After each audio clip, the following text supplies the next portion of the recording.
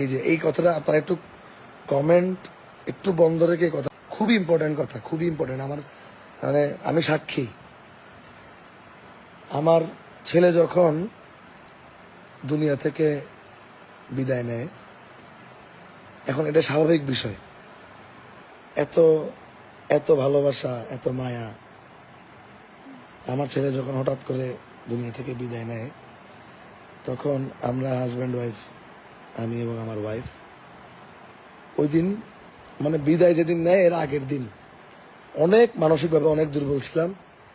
এমন দুর্বলতা আসছে ভিতরে যে আমি লিটারালি চিন্তা করছিলাম, কি রে, মানে এত ডাকা ডাকতেছি, আমার কি একটা ডাকও মাওলার কাছে পছন্দ হয় নাই? বা এমন একটা পরিস্থিতি ছিল যে সারা বাংলাদেশ আমার ছেলের জন্য দোয়া করছে, একটা দোয়াও কি কবুল হবে না? মানে আমার মনে হচ্ছিল কেমন জানি ইমানে আঘাত আসতেছে আসতেছে ভাব। এরপরে আমার ছেলে দুনিয়া থেকে বিদায় নেয়।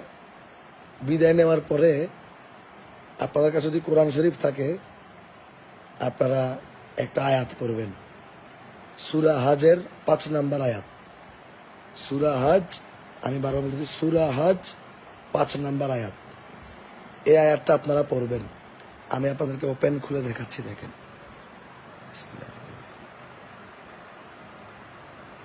এই যে আমার মোবাইলে সবসময় কোরআন থাকে, সূরা হজ, এই যে আল হজ 5 নম্বর আয়াত।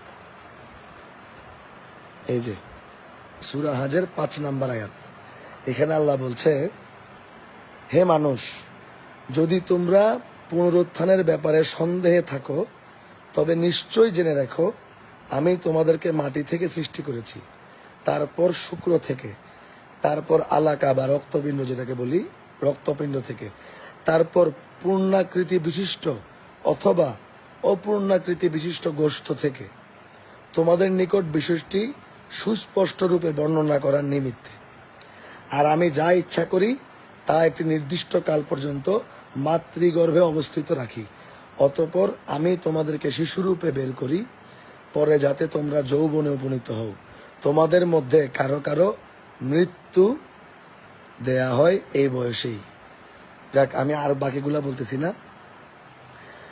আল্লাহ আমি এই আয়াতটা পড়ার পরে এখানে সম্পূর্ণ এমব্রিওলজি, মানে যারা ডাক্তার আছেন বা সায়েন্সে পড়াশোনা করেছেন তারা বুঝবেন, টোটাল একটা এমব্রিওলজি এই আয়াতের মধ্যে আল্লাহ প্রকাশ করেছে। এটা দেখে আমি আমার মালিকের সব ফয়সালা মেনে নিয়েছি। আমার মনও সুস্থ, শারীরিকভাবেও সুস্থ আলহামদুলিল্লাহ, আমার ওয়াইফও ভালো আছে। আমার ছেলেটা অনেক প্রিয়, অনেক পছন্দের, কিন্তু দেওয়া তো আল্লাহর। বাবা ভান্ডারের উসিলায়, বাবা ভান্ডারের দয়ায় আমাকে আল্লাহ একটা সন্তান দান করেছেন। তবে আমি আফসোস করি না এই কারণেই, বাবা ভান্ডারের দয়ায় আল্লাহর আবার আমার বাচ্চাটাকে ওনার পছন্দ মনে করে উনি নিয়ে গেছে। এটাতে আমার কোনো আফসোস নাই, আলহামদুলিল্লাহ, আমি খুশি। শুধু এতটুকুই, আলহামদুলিল্লাহ, ইন্না লিল্লাহি ওয়া ইন্না ইলাইহি রাজিউন, আর কিছু বলার নেই।